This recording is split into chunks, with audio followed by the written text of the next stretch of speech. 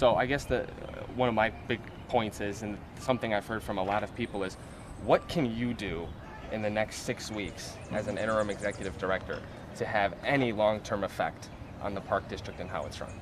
You know what, we're going to look at the performance and different tactics that the past board administration made, and that's what's been going on for the last week or so. And one of the things that I will do if I am offered a contract and hired is I will call for an immediate forensic audit of our books, our policies, our procedures. We're going to look at the agendas. We're going to look and see if there are any Open Meeting Act violations. There's a lot of red flags I'm looking at internally, and I actually want to have another set of eyes go over before we make any public statements as far as what really has been going on here in the last 8 to 10 years.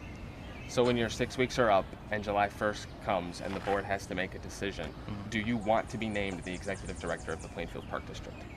That's going to depend on the bargaining between the Park District President and the board and myself. If they ask for me to continue to volunteer here and do this for no money, I'd have to say, you know what, I'd be happy to volunteer for a few more weeks or a month, but long term, I'm not going to, spend 40, 50 hours a week, in this position for no compensation. I think that's a pretty fair argument to make.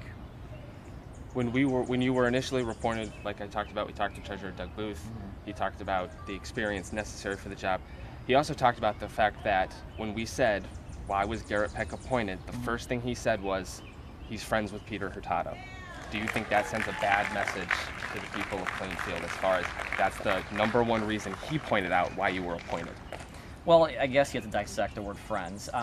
Do I go to Peter Hurtado's, I don't even know when his birthday is. Do we send each other Christmas cards? No. You know what, he's an associate.